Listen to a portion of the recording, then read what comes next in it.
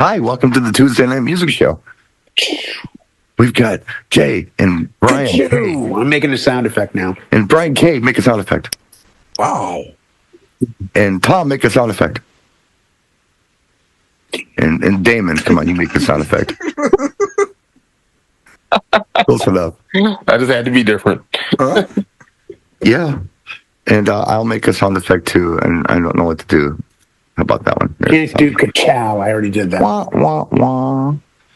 We're going to talk about streaming tonight.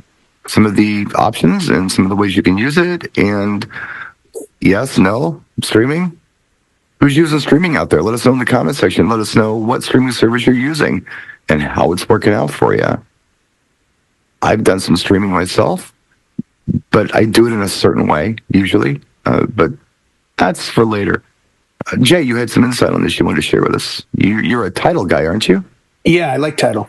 I tried it. They did a 3 months free, probably 3-4 years ago. 3 years ago. And I was doing a gig down on the border of Mexico. And the guy that hired me playing out in a parking lot said, I hope you have this one group. This area loves this one particular group. And I'm like, oh, I'm sure I do. And I'm typing in my computer. And I got nothing. And I'm like, oh. And I can't remember what phone I had. It was either an iPhone 10 or an iPhone 6 Plus or something. It wasn't anything big. So I did a hotspot to my laptop, and I played, I think, like 20 songs in 4 hours off of Tidal, and I was sold. I was like, you got to be kidding me. Now, I've never done a gig outside of my house with just streaming. I've done it in my house on Twitch. I've done Twitch gigs that I only played off Tidal. Sure. It works great. No issue, no problem. But I think it's a great backup to your hard drive. Because my old workflow was go to iTunes, get the song, buy it, download it, pull it into Serato, play it. And that can take a minute or two. But yeah, I think when streaming is used appropriately, I wouldn't use it for a first dance or ceremony or things like that. Now, I know a lot of our listeners and viewers use virtual DJ.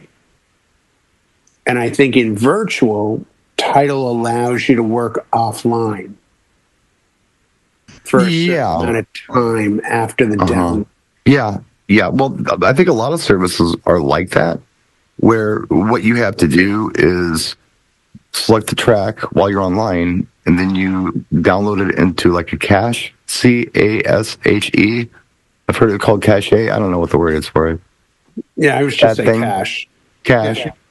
And then you can play it offline, but what you have to do is log into Virtual DJ or the service at least once every 30 days so it makes sure your subscription is up to date.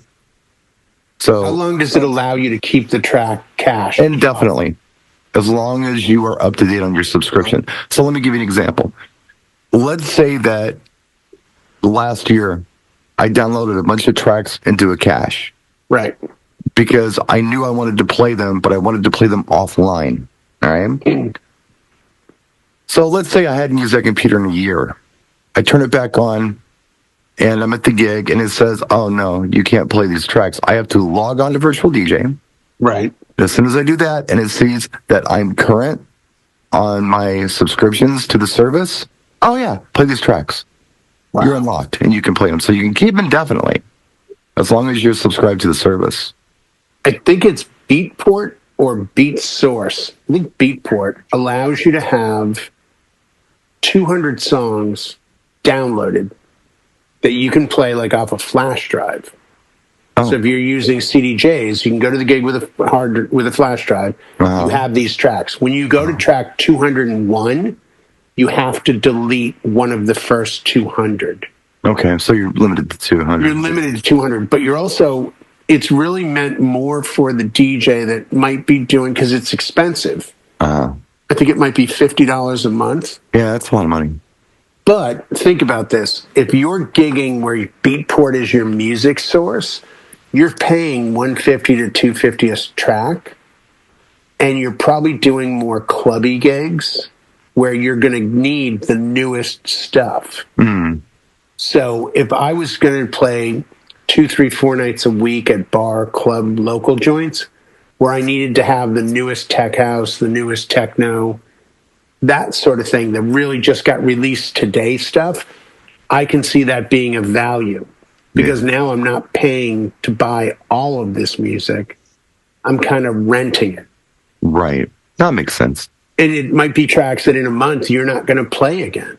Right. For my needs as a wedding, corporate, more open format, it really opened up and allowed me to go, man, I don't know this artist or I don't have this artist, but I've had 2 people ask for it. Let me go check it. There are drawbacks. You don't know the BPM of the song. Really? Not with title. No, you have to actually pick it, then have it analyzed to see the BPM and the key. Oh, well, sure, you have to analyze it. Well, okay, if you're streaming it, you're not going to see it. Do you have the option to load into cache with this service? Not in Serato, no. Really? No. Interesting. So you're playing it as you go. You have to stream it. And see, that's the difference between the way I would use it and the way you use it. I don't think I would feel comfortable streaming a song over the internet, but I'm very comfortable with putting it into cache and playing it. 100%. Or even loading it into a cache while I'm at a gig. Like if someone requests something I'm at a gig, I make sure I load it into cache before I even press play on it. I want the whole thing in my machine. Right. So I don't get any interruption of service or anything like that. But that's just how I've used it, and I felt confident with it. Does anybody else in the room have any experience with streaming? Brian, no? I've only downloaded music. Sure. But I never streamed anything. Yeah. I never had a location that the Wi-Fi was... Now, I should add, though, just for what it's worth, even though there are times I've used my phone as the hotspot, I can think of once where a track cut out halfway through when I was listening to the track. It didn't cut out while I was playing it. Right. But while I was listening to it in the headphones, it suddenly disappeared. And I'm like, wow. So I just opened and closed the hotspot. And as I said earlier, would I use this for the first dance, father-daughter, things like that? No. Yeah. If the father-daughter dance changed and I was at a wedding, I'd open iTunes, I'd buy the song. Right. And then I would play download it and to play me, that's it, too important to chance. Sure. The whole, do I have streaming?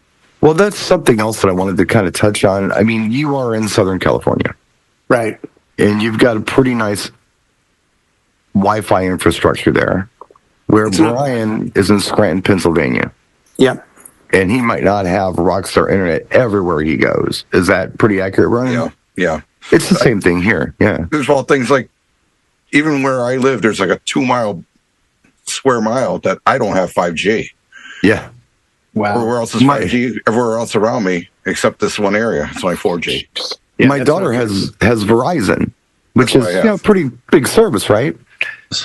Well, my daughter is buying my daughter and my son-in-law are buying my mother's house, and whenever they're at my mother's house, they can't get service. So I told my daughter, I said, "Look, you're going to have to get a home line because this is what you're going to have to use when you're at home." 100%. Verizon does not work at your house. Oh, I forgot about that. So she's got to get a home phone line because she's in a dead spot. And some of these venues that we play around here, barn venues are popular. You're in the middle of nowhere. You think they got good Wi-Fi? And if they do have okay Wi-Fi, what are you competing with? Every other person there who's on Instagram and whatever thing they use for social media. I think that's where the there you go. TikTok. That's the thing the old man was trying to think of. Yeah, that's the downside. That's where the hotspot has really been a savior. Because But you're still stealing the Wi-Fi. You're still competing for bandwidth, though, regardless. Yeah, I guess, but I'm doing it off my own phone. I don't think it's affected by the Wi-Fi in the room if I'm using my own digital. No, we're talking about we're talking about the cell Wi-Fi. Oh, that's okay. Yeah. You're competing with that. Yeah, I mean, I thought you guys all had decent stuff. I use a 7G Starlink plan on my phone. I mean, I heard Verizon and T-Mobile. Never. I don't know what that means. It's an Elon Musk thing I'm using right now, actually. It's Okay. just direct to Yeah. my phone. I have a satellite that's in orbit right now. Gotcha. It's got my name on it. Actually, I Dedicated bought to your it. phone. Yeah. Yeah, so maybe mine's a little different. No, it's a fear, and I'm going to be the one to disclose something. I was the one for years that every time this came up in gear meetings, I was like, "Are you people on something? No one's ever going to stream music. What's wrong with you?" Yeah. So that's what I said pre-show about it. Still kind of freaks people out. They're like, "You do this more than any of us. Like, how is it that you've adapted to streaming?" And I'm like, it's just worked out in my workflow. Yeah, well, and where you're at, your geographical location and the infrastructure that exists where you are is a huge part of it. 100%. But I mean, I don't know, how's the internet? Like, I know the oversell internet for you, Damon, in the Detroit metro area. Overall, it's pretty good, but like I said, I'm not a streamer, so Right. and I refuse to stream as of right now. Okay. Yeah. But I have ran into people who had problems and they couldn't log in. They couldn't, Right. they couldn't get cell service Wi-Fi service to stream at a game. I played with people and they were like, all right, I'll be ready in a minute. Next thing you know, 20 minutes later, they're still trying to find an internet connection because, and I'm like, well, you got 5 more minutes or you're going to lose your spot because I'm just going to keep playing and your time slot is done. I think the way I've always kind of looked at it is, I'm not anti-streaming, but to me, it feels irresponsible to rely on streaming, if that makes sense. Oh, I agree, though.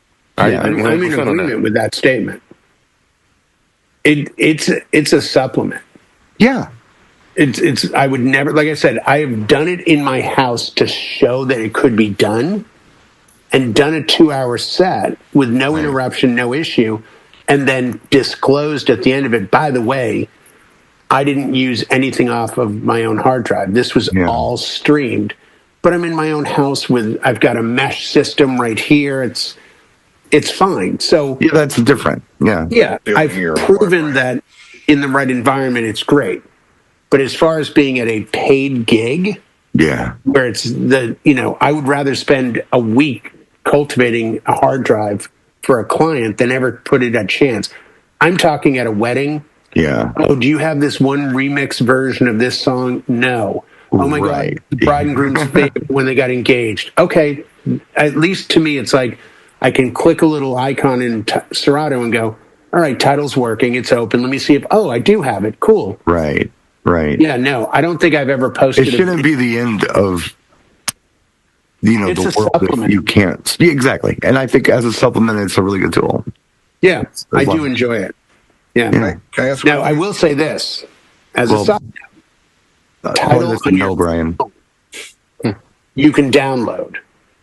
So if you knew you needed to have these 6 songs, you could download them on your phone in Tidal to play offline, because I've played music from Tidal on a plane. Mm-hmm. Got my 07 album I listen to on the plane all the time.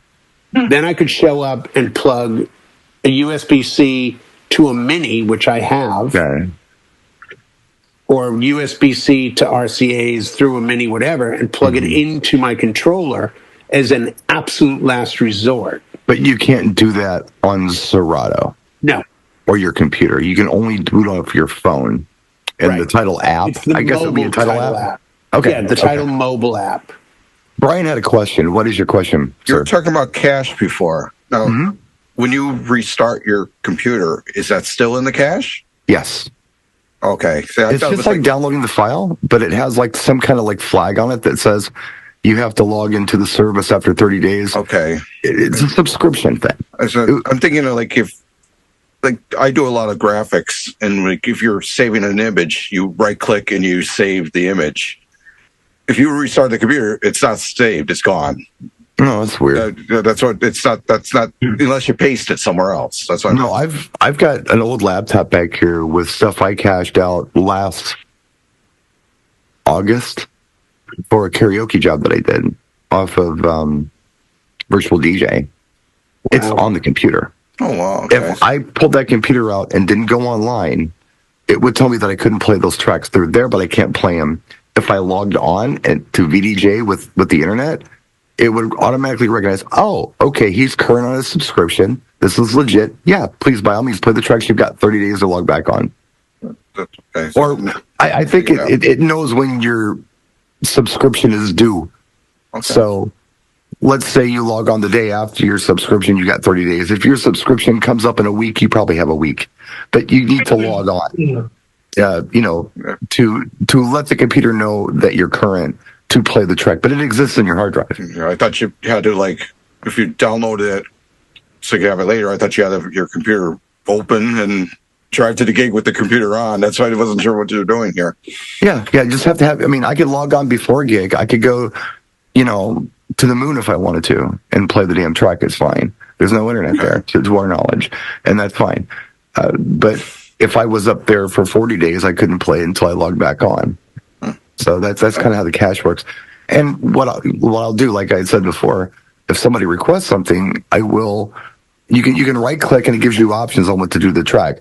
I'll click download the cache and I get this brown bar, this progress bar, right? That goes, and then I get a green progress bar for downloading the cache. It doesn't take long, even for music video or karaoke files. It's pretty quick. And I don't know, with my internet's not crazy fast at home here, but I'm pulling tracks in, and I'm guessing about 25, 30 seconds, full music videos. Wow. And it's in the cache. So that's how that works. It's pretty nice. And I can do whatever I want with that track. I can manipulate it with the software just like you would any other track that you have. Jay? I know there was a period where I saw a lot of DJs using iPads. Mm-hmm. And I would be like, hey, and one company, for right or wrong, would say to clients, go to my Spotify page. Yes. And I have 4 ceremony setups, like prelude and ceremony, 4 of them. I have 4 cocktail and 4 dinner, just to make your life easy. And clients would go and say, oh, thank you so much. We want ceremony 1, cocktail 1, dinner 4. That's actually pretty smart. I like that. Well, but here's the catch-22. Yeah. They were Spotify playlists that he had downloaded, which with Spotify, if you have the pro version, which is the $10 a month, if you download it, it saves it on your iPad or your phone, not your computer. Okay. And for those that don't know, Spotify does not integrate with any DJ program. You can just play. They used to on They used to, and they dropped DJ that from service. Algorithm, yeah. Yes, they dropped that. Yeah. So what he would do, and what a couple of people have done, is go in and hook up an iPad for cocktail, dinner, ceremony, whatever. And they felt that that was a good service for their clients. And I'm kind of on the fence a little bit. Like, you're playing tracks you don't own, but I get why you're doing it that way, and I see the benefit to the client. I wasn't even suggesting playing it off of Spotify. I just like the idea that the client can see and hear a list of music. Well, and that's the thing. So I figured, you have these, and they said no. No, We just play this thing. The Yeah, iPad. right. Like I have in my library, I have all 4 of each account, each setup, and then I know going into the gig what I need to play. Yeah. And there's a certain amount of understanding that you have to give when a client says, oh, I already know what I'm getting, and they're happy. That's not a bad thing. But if you want to play the technical card, yeah, it's illegal to play a Spotify playlist publicly at a wedding when you're getting played. I mean, that's just the reality of it. Right. Yeah, I've had so many clients say, oh, we have a Spotify list of music we like. I'm like, well, that doesn't do me any good because I don't have Spotify. So what do you mean you don't have Spotify? I'm like, I'm a DJ. Why would I have Spotify? And they look at me like I have 4 heads. Yeah. I know. I get my music in a legit fashion. It's the legal way to do it. And, I can't have that same reaction from these tracks. Yeah. Yeah. And I'm not going to say the name, but I'm sure in the comments someone will. There are programs that kind of bypass that and allow you to use things within other programs that'll move URLs and all that stuff. The technology, let's face it, the point of this show is that we come from a generation where we got excited to go spend $3, $4, $10, $20, $50 to get a song. Now the reality is this has all that. There are pieces of vinyl behind you that are not available online. I understand that. But for a new DJ starting out, I can see the temptation of streaming being pretty strong. Like, why would I buy all this music when it already exists right here for this much a month? And let's face it, that's the definition of a lot of record pools. Well, I have two questions right off the bat here. When did Tom start looking like John Goodman as a bouncer? I think tonight. I think that's a new tonight thing. And Damon had something he wanted to interject, and I wanted to hear what he had to say. No, I was just saying I had the same reaction to one of your comments that you were saying. Man, I forgot what part it was now, but yeah, it was. Having the list, but not having Spotify.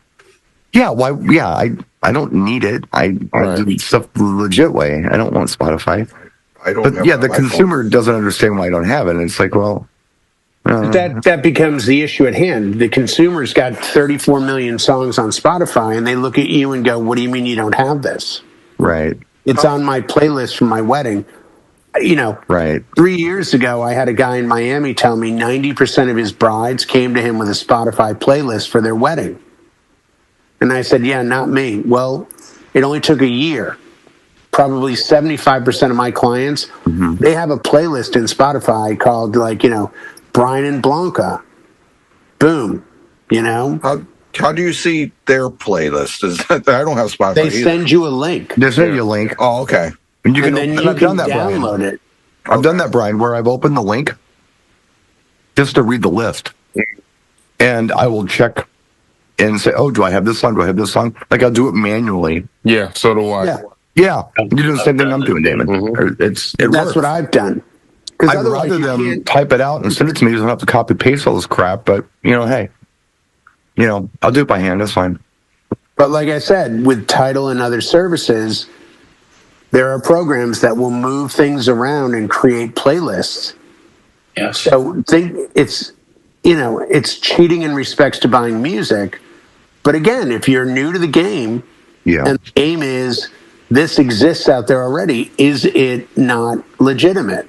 Well, Damon is an OG like me, and Damon remembers the days when you were in demand if you had the right track, and there were record stores that only gave the right track to certain DJs sometimes. Yep. Like, you had to be cool and be down with the guy at the counter for him to hold a track for you, and he wouldn't give it to anybody else for the first couple weeks. Right. It would hold those records behind. So the DJ would have this unfair advantage.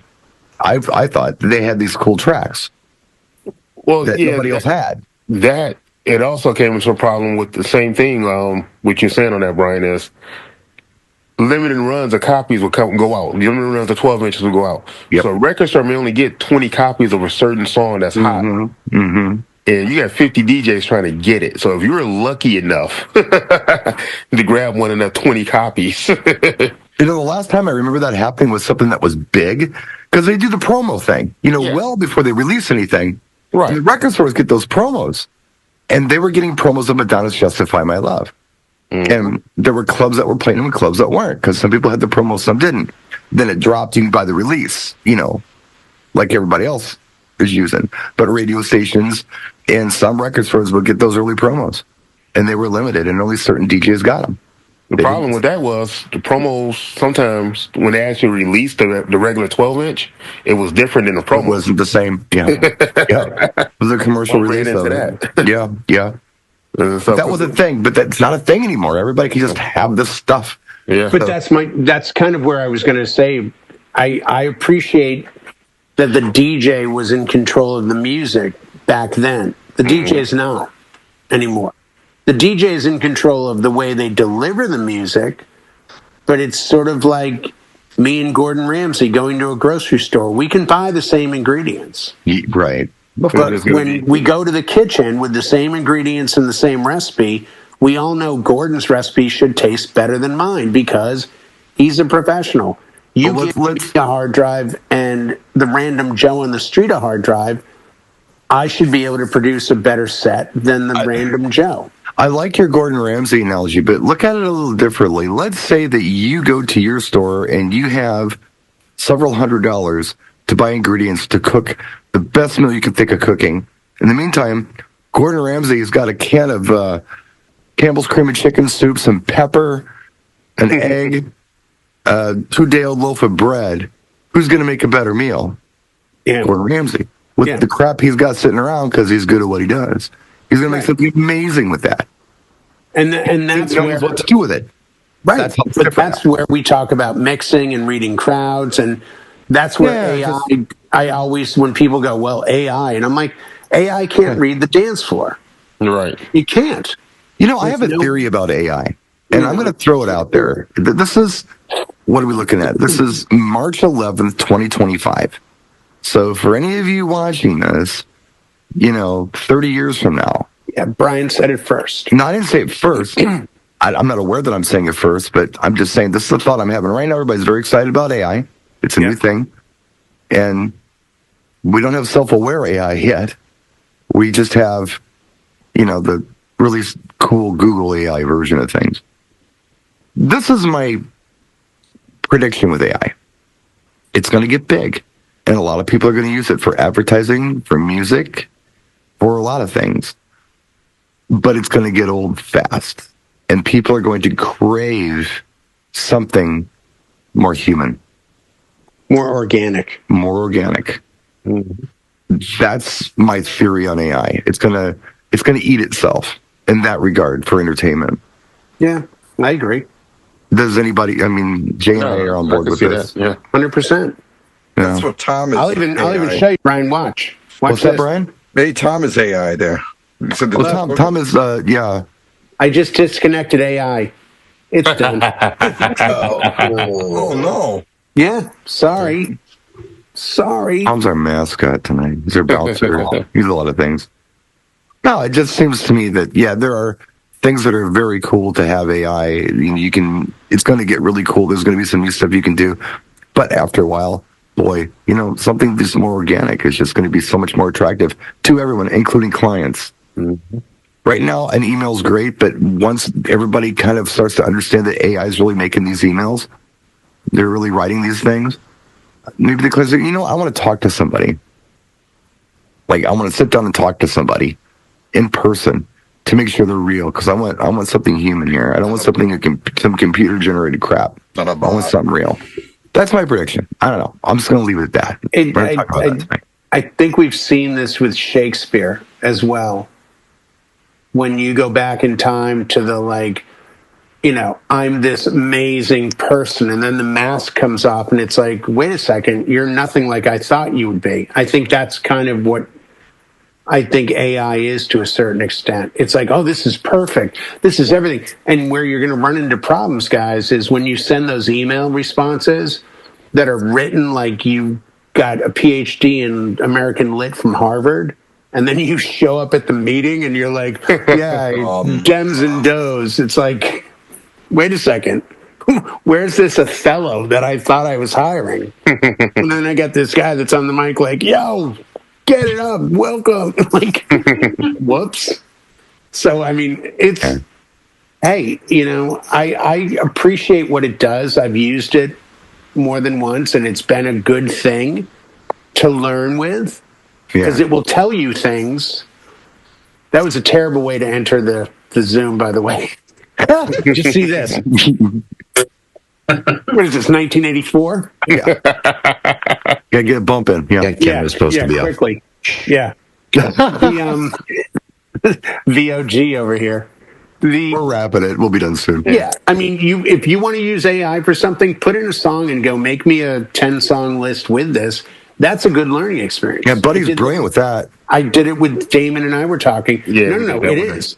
I gave it Camplo Lucchini, and it gave me a bunch of really great tracks. And I went to Damon and I said, hey, how is this? And I was told in no uncertain terms, I was getting an invite to the barbecue.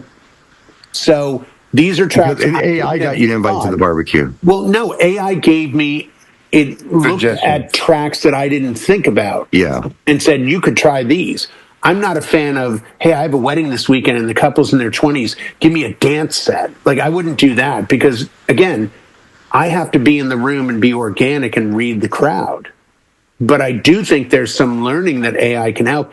AI is just the ability to search Google much quicker, really, and more information. That's it. And articulate the information more efficiently than No, so I agree. I'm open to becoming better and learning, and if AI helps that cause, I'm not anti-AI. I'm only saying that I think it's going to get old fast. Oh, I agree. And it's use it in the time being and get what you can out of it. I want to use the analogy of a blow-up doll versus a real person, but this is a fantasy, so I can't do that. But that's why I'm looking at AI. That's kind of how I'm thinking about it. Anyway. Even those have changed over time. I've got this. That's enough on that note. Thanks for joining us. We'll see you all next week. And by the way, this show is sponsored by DJ Event Planner. Thank you, DJ Event Planner, for being one of our proud channel sponsors. Have a look at their website down here in the description of this